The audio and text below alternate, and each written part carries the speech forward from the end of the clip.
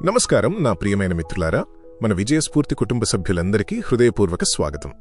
ఈరోజు మనం ఒక అద్భుతమైన ప్రయాణాన్ని మొదలుపెట్టబోతున్నాం.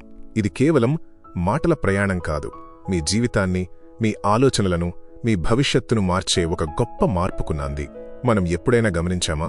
మన చుట్టూ ఉన్న సమాజంలో కొందరు వ్యక్తులు ఎప్పుడూ ప్రశాంతంగా, ధనవంతులుగా కనిపిస్తుంటారు. వారు ఏదైనా వస్తువును కొనాలనుకుంటే క్షణం కూడా ఆలోచించకుండా కొనేస్తుంటారు. వారి వద్ద ఉన్న ఆ ధైర్యం ఎక్కడి నుండి వస్తుంది?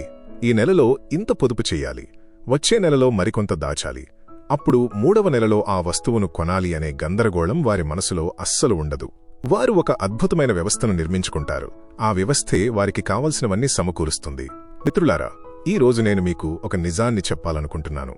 ఈ ప్రపంచంలో ఎవరూ పుట్టుకతోనే పేదవారు కాదు. పేదరికం అనేది ఒక హోదా కాదు, అది కేవలం ఒక ఆలోచనా విధానం మాత్రమే. అందుకే మనం ఇప్పటి నుండి పేద వ్యక్తి అని అనకూడదు, పేద ఆలోచన అని అనాలి.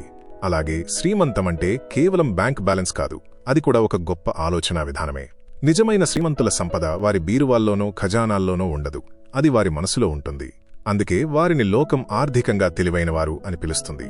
మీరు ఇప్పుడు ఏదైనా పనిచేస్తూ ఉండవచ్చు, చదువుకుంటూ ఉండవచ్చు, లేదా ఏదైనా వ్యాపారం చేయాలని ఆలోచిస్తూ ఉండవచ్చు. ఈ క్షణం మీరు ఎక్కడ ఉన్నా, ఏం చేస్తున్నా, ఈ మాటలను చాలా జాగ్రత్తగా వినండి. ఎందుకంటే విజయం అనేది కేవలం కఠినమైన శారీరక శ్రమ వల్ల మాత్రమే రాదు. దాని వెనుక డబ్బును సంపాదించే సరైన మనస్తత్వం ఉంటుంది.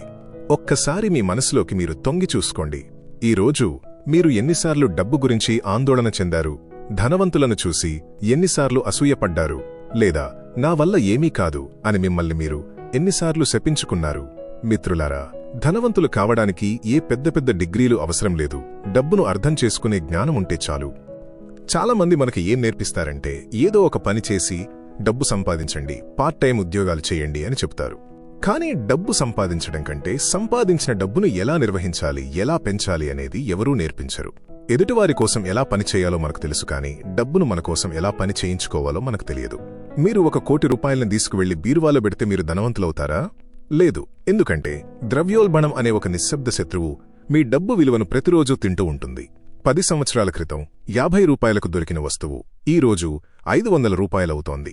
ఆ 1 కోటి రూపాయలు బీరువాలో అలాగే ఉన్నా బయట ప్రపంచంలో వాటి విలువ తగ్గిపోతుంది. ఇదే పేద ఆలోచనకు, శ్రీమంత ఆలోచనకు ఉన్న తేడా. శ్రీమంతులు డబ్బును దాచరు, దానిని పనిలో పెడతారు. మిత్రులారా, ఇప్పుడు మనం ఆ 5 బంగారు సూత్రాల గురించి మాట్లాడుకుందాం. ఇవి మీ జీవితాన్ని మలుపు తిప్పుతాయి. మొదటి సూత్రం: సంపాదించగానే ఖర్చు చేసి మిగిలినది పొదుపు చేయడం కాదు. సంపాదించగానే ముందు పెట్టుబడి పెట్టి ఆ తర్వాత మిగిలిన దానితో ఖర్చులు చూసుకోవాలి. ఈ ఒక్క అలవాటు మిమ్మల్ని ఒక గొప్ప వ్యవస్థలో భాగం చేస్తుంది. అక్కడ మీరు డబ్బు కోసం పనిచేయరు, డబ్బే మీకోసం పనిచేస్తుంది. రెండవ సూత్రం: పొదుపుకు, పెట్టుబడికి ఉన్న తేడాను గుర్తించండి. పొదుపు అంటే డబ్బును కేవలం దాచుకోవడం, అది మీకు భద్రతను మాత్రమే ఇస్తుంది. కాని పెట్టుబడి అంటే డబ్బును పెంచడం, అది మీకు ఎదుగుదలనిస్తుంది. కేవలం పొదుపు మీద బతకడం అంటే కారులో పెట్రోల్ పోయించుకుని యాక్సిలరేటర్ తొక్కకుండా ఖాళీగా కూర్చోవడం లాంటిది. మూడవ సూత్రం: ఆస్తులకు, అప్పులకు ఉన్న వ్యత్యాసాన్ని అర్థం చేసుకోండి. మీ జేబులోకి డబ్బును తీసుకువచ్చే ప్రతి వస్తువు ఒక ఆస్తి. అది భూమి కావచ్చు, అద్దెకు వచ్చే ఇల్లు కావచ్చు, లేదా ఒక వ్యాపారం కావచ్చు. కానీ మీ జేబులో నుండి డబ్బును బయటకు తీసుకెళ్లే ప్రతీదీ ఒక అప్పు లేదా భారమవుతుంది. అనవసరమైన సాహుకారి ఆడంబరాలు, ఆకర్షణీయమైన ఫోన్లు, ఈఎంఐలతో కొనే విలాసవంతమైన వస్తువులు మీ సంపదను హరిస్తాయి. ఏదైనా కొనే ముందు మిమ్మల్ని మీరు ప్రశ్నించుకోండి, నేను ఆస్తిని కొంటున్నానా లేక అప్పును కొంటున్నానా? నాలుగవ సూత్రం: చక్రవడ్డీ అనే అద్భుతాన్ని మీ స్నేహితుడిగా మార్చుకోండి. శ్రీమంతులు ఈ ప్రపంచంలోని 8వ వింతను గుర్తిస్తారు, అదే చక్రవడ్డీ. నెలకు 5,000 రూపాయలు సరైన చోట పెట్టుబడి పెట్టినా 10 సంవత్సరాల కాలంలో అది లక్షలాది రూపాయలుగా మారుతుంది. దీనికి కావాల్సింది కేవలం ఓపిక మరియు క్రమశిక్షణ మాత్రమే. 5వ సూత్రం: నేర్చుకోవడం ఎప్పటికీ ఆపకండి. ఆర్థిక జ్ఞానం కేవలం పుస్తకాల్లోనే లేదు, అది మన చుట్టూ ఉంది. ద్రవ్యోల్బణమంటే ఏమిటి? మ్యూచువల్ ఫండ్స్ ఎలా పనిచేస్తాయి? స్టాక్ మార్కెట్ గమనం ఏమిటి? ఈ విషయాలను అర్థం చేసుకోండి. డబ్బు భాషను నేర్చుకున్న వారితో డబ్బు తన భాషలో మాట్లాడటం మొదలుపెడుతుంది. మిత్రులారా, మీరు రాత్రికి రాత్రే కోటీశ్వరులు అయిపోతారని నేను చెప్పను. నిజమైన సంపదకు తాల్మ అవసరం. 10 సంవత్సరాల పాటు అనవసరమైన ఖర్చులను పక్కన పెట్టి ఆర్థిక తెలివితేటలతో అడుగులు వేస్తే మిమ్మల్ని ఆపడం ఎవరితరమూ కాదు. మీ ఆదాయాన్ని 3 భాగాలుగా విభజించండి. వ్యక్తిగత ఖర్చులు, అత్యవసర నిధి మరియు పెట్టుబడులు. కనీసం 25% పెట్టుబడి పెట్టడం అలవాటు చేసుకోండి. శ్రీమంతులు సమస్యలను చూసి భయపడరు. ఆ సమస్యలో దాగి ఉన్న అవకాశాన్ని వెతుకుతారు. వారు తమ సమయాన్ని వృధా చేయరు. ప్రతి సెకనును ఒక ఆస్తిగా భావిస్తారు. వారు ఇతరులను చూసి అసూయపడరు. వారి నుండి నేర్చుకుంటారు. ఓటమిని ఒక పాఠంగా భావిస్తారు. ఇతరులు వినోదంలో మునిగి తేలుతున్నప్పుడు వీరు తమ తదుపరి అడుగు గురించి ఆలోచిస్తుంటారు. చివరగా నా ప్రియమైన మిత్రులారా, శ్రీమంతం అనేది మీ మనసులో మొదలవుతుంది. ఈ రోజు నుండి మీకు మీరు ఒక మాట ఇచ్చుకోండి. నేను ఇకపై పేద ఆలోచనలు చేయను. నేను గొప్పగా ఎదగడానికి నిరంతరం ప్రయత్నిస్తాను అని.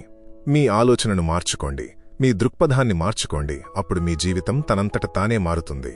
మనం నేర్చుకున్న ఈ పాఠం మీ హృదయానికి హత్తుకుందని నేను నమ్ముతున్నాను. కష్టపడి పనిచేయడం గొప్పే, కాని తెలివిగా ఆ కష్టాన్ని పెట్టుబడిగా మార్చడం ఇంకా గొప్పది. ఎదిగే క్రమంలో ఓపికను కోల్పోకండి. ఎందుకంటే ఒక చిన్న విత్తనం మహావృక్షం కావడానికి సమయం పడుతుంది, కాని అది వృక్షమయ్యాక ఇచ్చే నీడ ఫలాలు ఎంతో తీపిగా ఉంటాయి. ఈ వీడియో మీకు నచ్చితే మీ మిత్రులకు కూడా షేర్ చేయండి. మన విజయ స్ఫూర్తి ఛానల్ను ఆదరిస్తున్నందుకు ధన్యవాదాలు. మళ్లీ మరొక స్ఫూర్తిదాయకమైన వీడియోతో కలుద్దాం. అంతవరకు సెలవు. నమస్కారం. సంపద అనేది కేవలం సంపాదించే డబ్బులో లేదు. ఆ డబ్బును నిర్వహించే మన ఆలోచనా విధానంలో ఉంది. ఆలోచన మారితేనే భవిష్యత్తు మారుతుంది.